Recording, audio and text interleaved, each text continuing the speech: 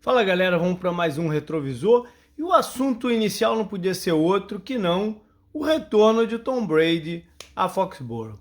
E era muita expectativa, né, sobre o que ia acontecer, como a partida ia transcorrer, como seria a recepção da galera para ele lá. E acho que a gente tem que destrinchar essas coisas meio separadas, né? Foi muita emoção no todo, desde a chegada dele no estádio, né? Encontrando pessoas, o Kraft e tal, a presença dos pais dele lá no jogo, que é uma coisa rara hoje em dia, e todo o environment, né? Aí ele entra em campo sob grandes aplausos, e quando começa o jogo ele é vaiado. Ou seja, foi uma mistura de emoção e tudo transcorreu de uma forma incrível, né? Para ter emoção até o final. E passando aí por tudo que teve pelo meio, de recorde quebrado, né? E o juiz dá a bola para ele jogar a bola pro lado como se aquilo não importasse, né? Toda a defesa dos Patriots tendo uma boa partida, convidando os Buccaneers a correrem com a bola e tirar a bola da mão do Brady. Eu lembro que lá no podcast eu fiz um over e under de 300 jardas, 299 jardas e tal, se ele passaria ou não, e a galera apostou que no over, né, e eu fui o único que eu mandei no under, porque eu achei que o Belichick, como conhece tão bem, ia conseguir moldar o plano de jogo para coisas que o atrapalham um pouco. E foi mais ou menos o que aconteceu, além dessa questão de correr com a bola. O Buccaneers correu muito com a bola, o que tirou tempo do relógio também. Bom, ele começou um pouco off. Foi mal aí, galera, mas não vou cortar não. Ele começou um pouquinho off, talvez por causa da chuva, talvez por causa dessa emoção. No segundo tempo ele se encontrou um pouquinho melhor. E o que não teve na partida, não teve Gronk, né? O Gronk foi vetado no dia anterior do confronto. Teve Sherman, né, pelo lado dos Buccaneers, que precisou dele no final das contas, né? O Buccaneers perdeu mais um dos seus cornerbacks titulares, vou falar sobre isso um pouquinho depois. Teve aniversário do Bruce Arians, era muita coisa na partida, né? Para completar, o Mac Jones teve uma partida bem decente, né? Com boas decisões com a bola, sofreu um pouco com a pressão dos Buccaneers.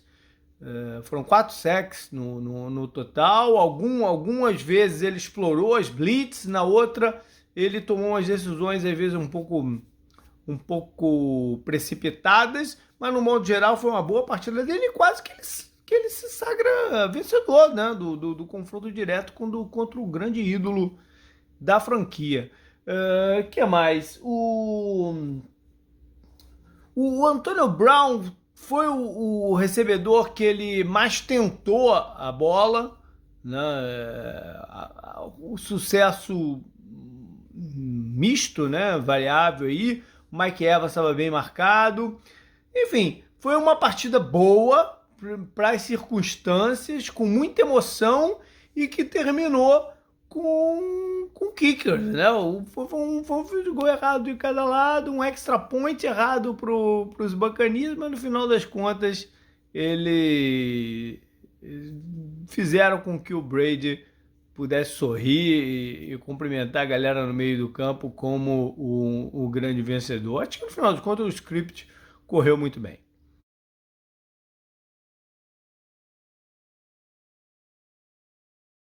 Eu escolhi para a partida com grande relevância para os playoffs a lá de Los Angeles, dos Cardinals e Rams. A galera pega no meu pé, né, dizendo que eu sou muito severo com os Cardinals, mas essa era o que eu queria ver, né? Como eles se sairiam nos confrontos dentro da divisão, especialmente um contra um time que ele não ganha nos últimos anos.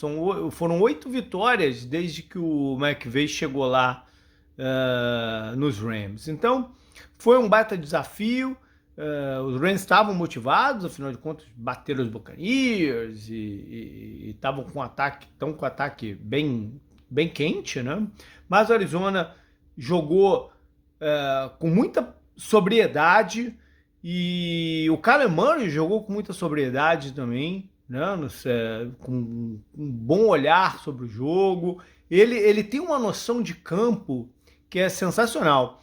E melhorou em algumas coisas, tá? O passe curto dele está melhor. Ou seja, tudo correu bem para Arizona. A defesa conseguiu gerar turnovers e o time conseguiu botar uma margem na frente. A defesa dos Rams não estava num bom dia, especialmente contra corridas. Foi o jogo que o Arizona melhor correu com a bola até agora.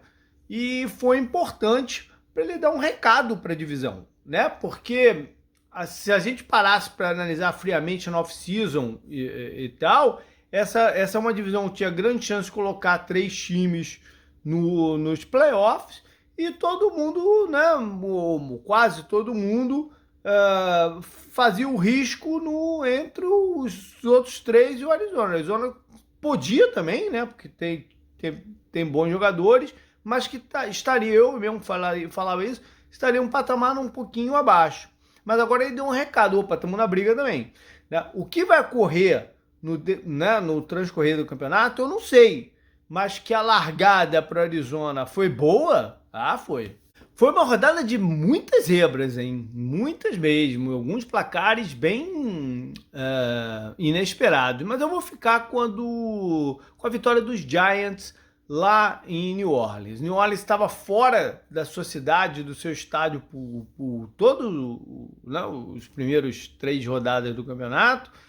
E aí, quando todo mundo esperava, né, que fosse ser uma grande celebração do retorno, eles abrem uma boa vantagem contra um time que já parecia tá com as costas na corda, né? Um jargão de boxe dessa vez.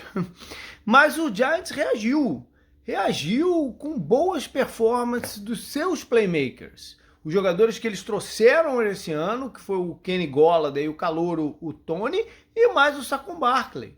Então, o Giants conseguiu reverter o que estava parecendo ser mais uma pá de areia no buraco deles.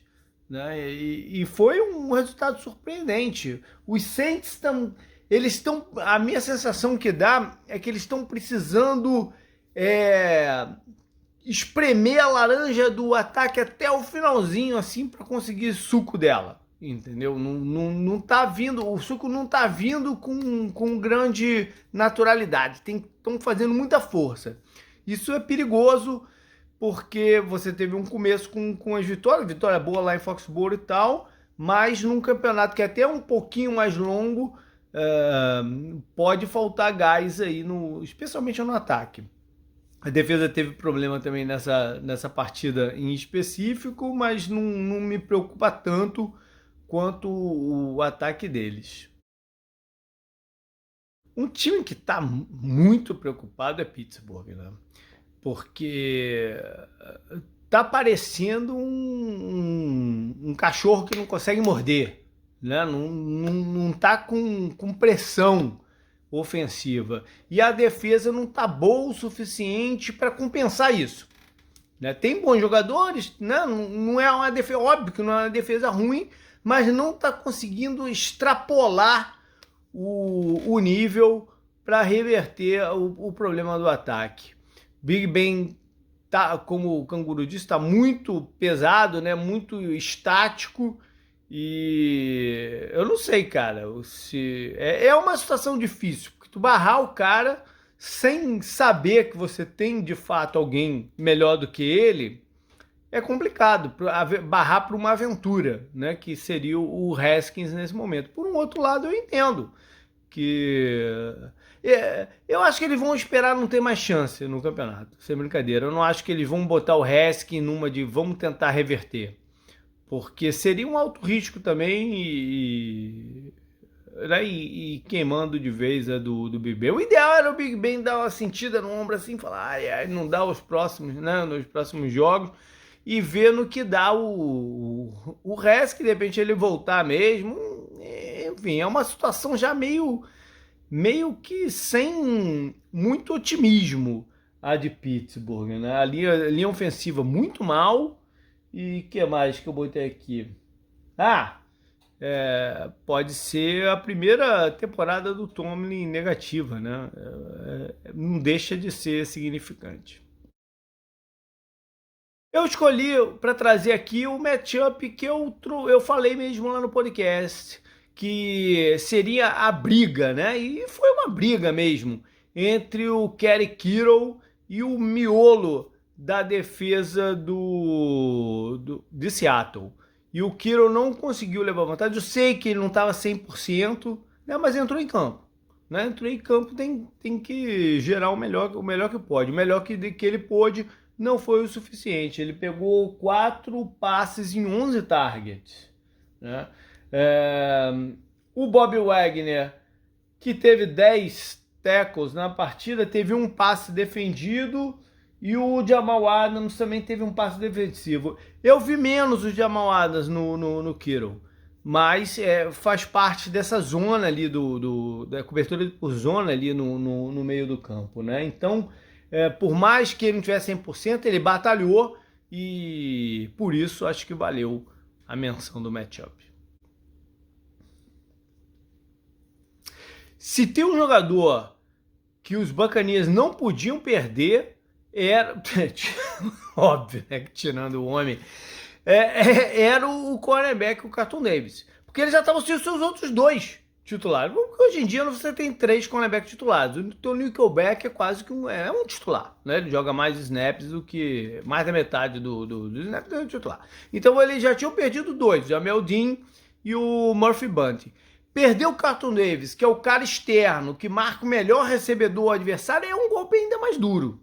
Né? E eu não sei como eles vão fazer para remodelar isso daí, porque o esquema do Todd Bowles pede muito marcação homem a homem dos cornerbacks. Né? O próprio Richard Sherman, se você pensar friamente, ele não é um fit perfeito para esse esquema.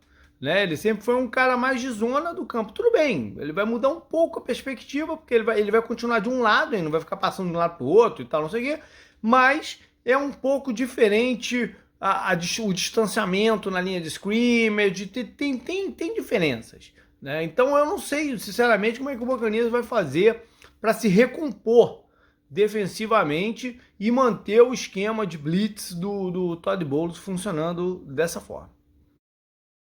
A personalidade da semana não podia ser outro, é o filho do Bill Belichick. Não, tô brincando. Sei que o cara foi uma das grandes estrelas da partida do Sunday Night, não.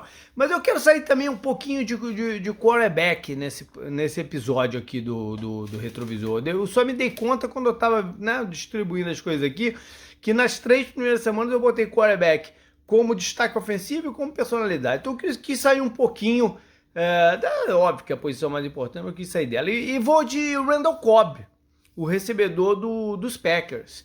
Que, né, antes, na off-season ali, já foi no finalzinho da off-season, o Green Bay fez um trade com o Houston para trazer o camarada do Aaron Rodgers. Né? Parecia uma grande, beleza, vamos trazer o cara, né, pro Rodgers ficar felizinho, não sei o quê.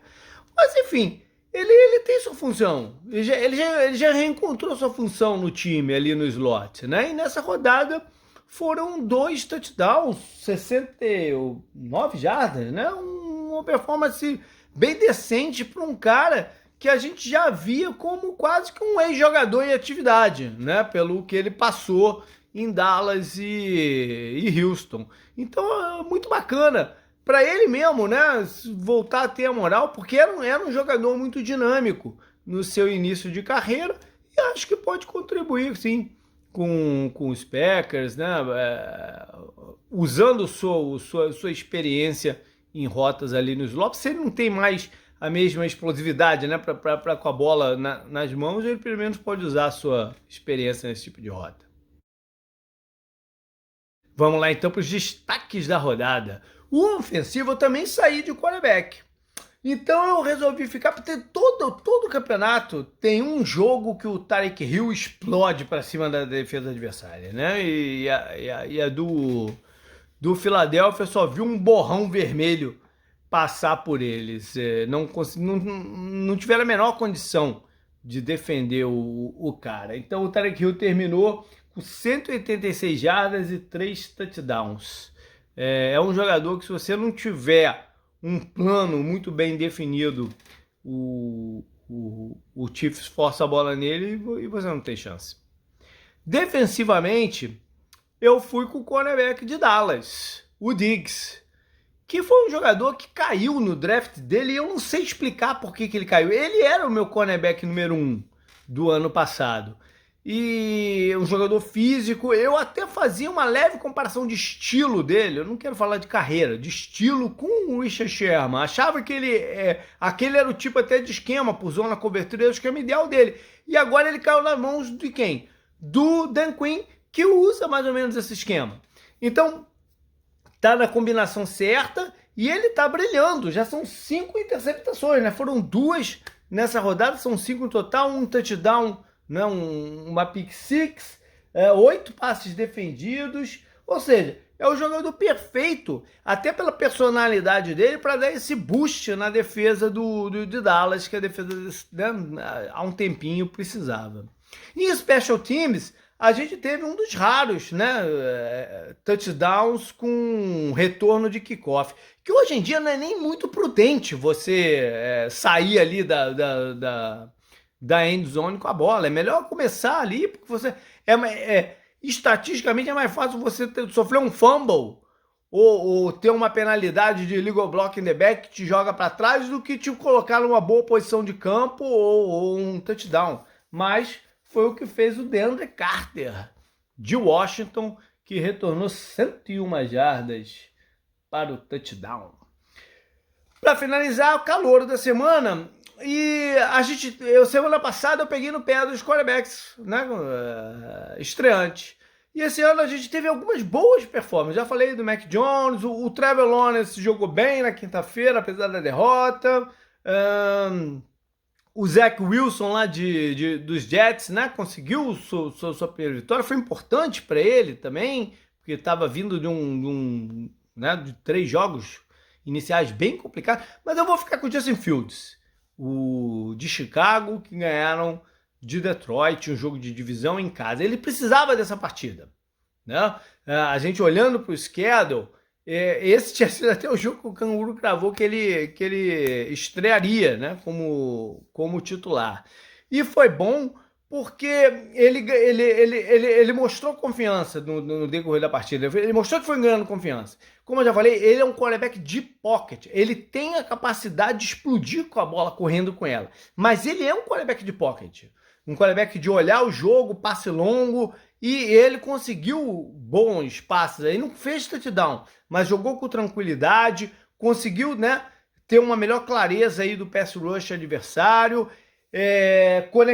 A harmonia dele inicial aí parece ser com o Mooney, né, o recebedor, e é ótimo com quem quer que seja, né? O jogo de corridas de Chicago fica mais difícil de ser marcado com ele ali, porque existe a opção dele correr também, então a defesa tem que se ligar diferente, abre espaços para o Montgomery, como abriu nessa rodada. Então acho que o Fields, apesar das críticas que o Matt Nagy teve na semana passada, eles vão conseguir dar uma ajeitada na cara desse ataque para ser pelo menos competitivo no campeonato. E eu acho legal que isso aconteça e acho que se ele tiver mais 1 ou 2 boas partidas, aí não vai ter dúvida. Quando o Dalton tiver, entre aspas, né, recuperado, sabe lá se ele já está recuperado mesmo, enfim, mas mais 1 ou 2 partidas e a vaga é definitivamente dele. Para fechar, né, vocês já viram que eu voltei com a jogada da semana e dessa vez eu vou ficar com Saquon Barkley, posicionado como wide receiver externo, recebendo a bola numa rota gol, numa rota fly, e aí cortando para dentro e fazendo um bonito touchdown lá na zebra que eu apontei. É muito importante também para ele, Barkley, né? Porque também vem de um período longo aí, complicado. Como vocês sabem, o link para essa jogada tá lá no post do site do The Jazz. Valeu, galera. Até a semana que vem e até o podcast.